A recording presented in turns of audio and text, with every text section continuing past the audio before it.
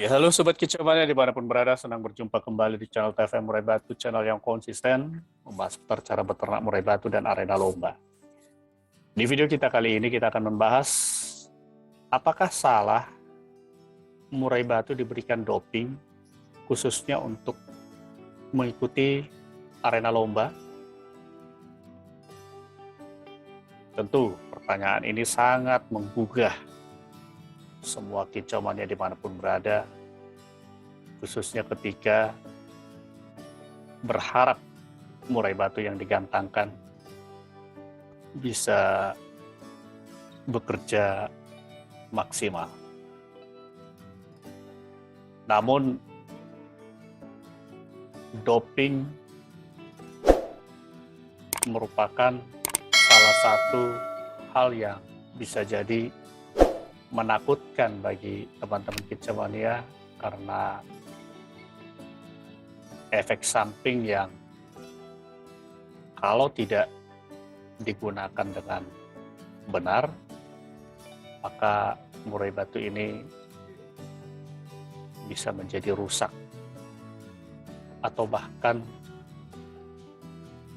akan menimbulkan kerusakan yang cukup parah dengan jangka waktu yang cukup lama. Sehingga masih banyak teman-teman kicauania yang akhirnya ragu-ragu atau bahkan tidak mau menggunakan doping. Ya, hal ini wajar, tapi bagi sebagian katakanlah pemain murai batu, ini sudah menjadi sesuatu yang wajar. Karena mungkin karena pengalaman dalam hal merawat murai batu yang mengandalkan doping, bisa jadi dia sudah punya ukuran atau takaran. Takaran dalam arti bukan dalam hal menakar pemberian, tapi pemain murai batu ini yang sudah lama menggeluti hobi di murai batu ini sudah bisa berhitung. Katakanlah murai batu ini ketika dia sudah bisa mengamati kapan waktu yang tepat untuk memberikan doping supaya bisa turun di gantangan dan juara sehingga menghasilkan pundi-pundi rupiah. Ya, dia sudah punya perhitungan berapa lama murai batu ini akan dia gunakan sebagai penghasil pundi-pundi rupiah. Dan kalau memang sudah waktunya murai batu ini mengalami dampak proses kerusakan selama murai batu ini menggunakan doping dalam mengikuti arena gantangan, yang akhirnya murai batu ini kalau sudah tidak bisa atau sulit untuk diperbaiki lagi, cenderungnya akan dijual. Namun sangat disayangkan terkadang bagi teman-teman yang masih awam seringkali harus menerima getahnya ketika memberi murai batu yang sudah terkena doping. Memang pada saat awal dibeli, murai batu ini masih bisa gacor, tapi tidak lama terkadang murai batu ini akhirnya mulai mengalami gangguan mabung. Mengapa dikatakan gangguan mabung? Bisa jadi belum saatnya mabung, murai batu ini sudah turun bulu atau bahkan nanti harus menjalani proses gagal mabung. Ya, inilah yang sering terjadi, khususnya teman-teman yang sudah lama menggunakan doping untuk perawatan murai batunya yang sering digantangkan untuk menghasilkan pundi-pundi rupiah. Namun berbeda dengan teman-teman yang memang sangat menyukai, eh, tidak terlalu memikirkan keuntungan materi dari hasil hobi ini. Jadi mungkin harus berpikir 2 kali dalam hal pemberian doping.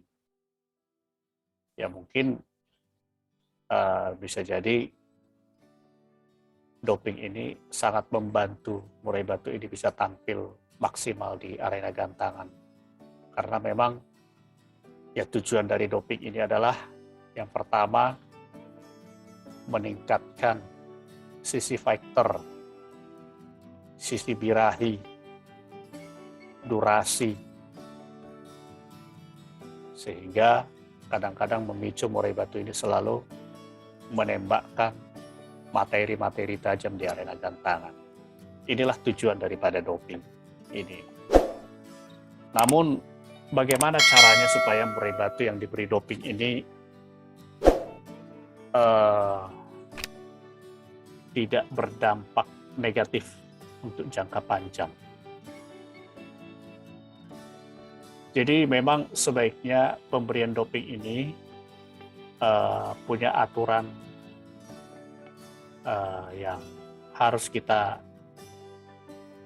patuhi. Dalam arti doping ini hanya diberikan untuk jangka waktu yang pendek. Atau katakanlah ketika kita ingin menurunkan murai batu kita di arena gantangan, ya mungkin kalau kita orientasinya ingin menaikkan harga murai batu kita, katakanlah minimal di kelas lat press. Ya, karena memang kelas lat press ini ya bisa jadi keuntungan dari nilai materi yang akan didapat sedikit lebih besar dibanding lat bar. Ya. Nah, itu pun bukan tanpa batasan. Jadi teman-teman kecoa dalam hal memberikan doping harus selalu perhatikan kesiapan dari murai batu teman-teman kecoania. Ya. Umumnya kalau murai batu ini masih muda, ya jangan sampai murai batu ini terlalu banyak mengkonsumsi doping. Atau katakanlah dalam sebulan minimal hanya 1 kali, supaya tubuh murai batu ini tidak terganggu proses metabolismenya. Karena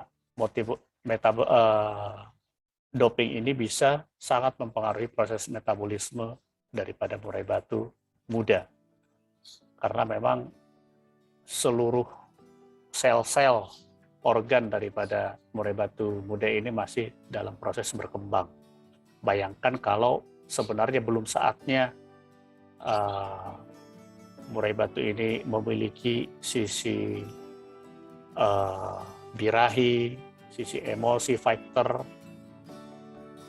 karena didorong oleh doping yang kita berikan, ini justru seolah-olah maju lebih jauh, padahal usianya belum maksimal. Ya. Bisa jadi ini merusak metabolismenya dalam menyerap semua nutrisi yang mendukung kegiatan murai batu ini sehari-hari. Jadi upayakan kalau murai batu yang muda ini, masih muda, diberikan hanya 1 kali 1 bulan. Ya. Lebih daripada itu cenderung metabolisme ini akan meminta dosis tambah lagi. Karena metabolisme ini akan selalu menyesuaikan atau bahkan lebih cepat memproses semua nutrisi yang masuk dalam tubuh murai batu ini. Dan karena ada dorongan doping ini, ya metabolisme ini terus berupaya lebih cepat, dan akhirnya dopingnya akan minta selalu lebih nambah. Ini yang bisa merusak murai batu muda ketika mendapatkan doping atau ketika perawatnya memberikan doping terhadap murai batu perawatannya. Nah, kalau untuk murai batu yang sudah mapan, tentu ini diberikan kepada murai batu yang sebenarnya terganggu uh, hormon testosteron atau peningkat birahi. Kalau murai batu ini kurang birahi atau kurang faktor.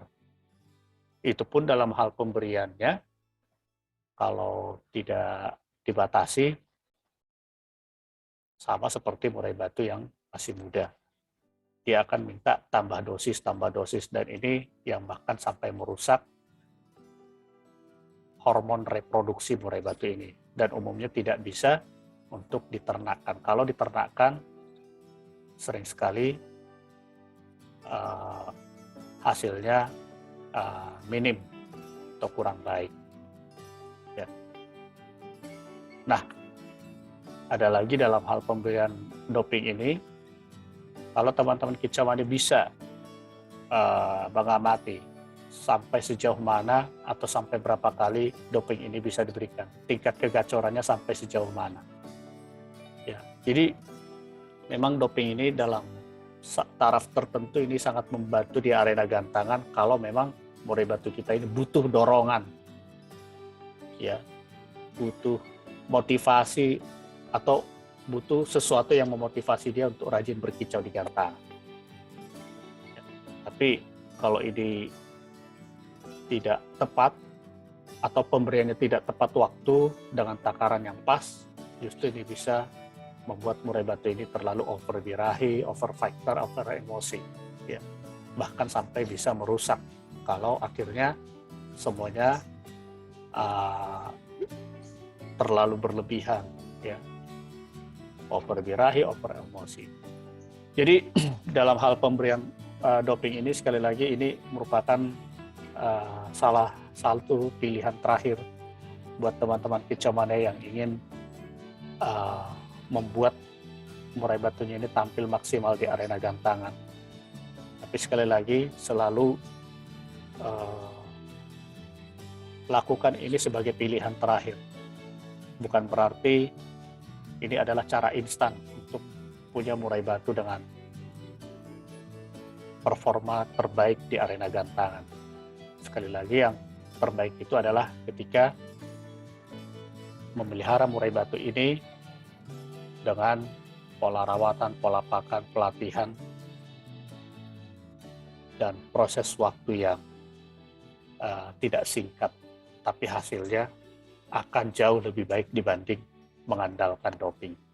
Ya, baik itu teman-teman kicauannya sehubungan dengan pembahasan apakah doping atau penggunaan doping baik untuk murai batu teman-teman.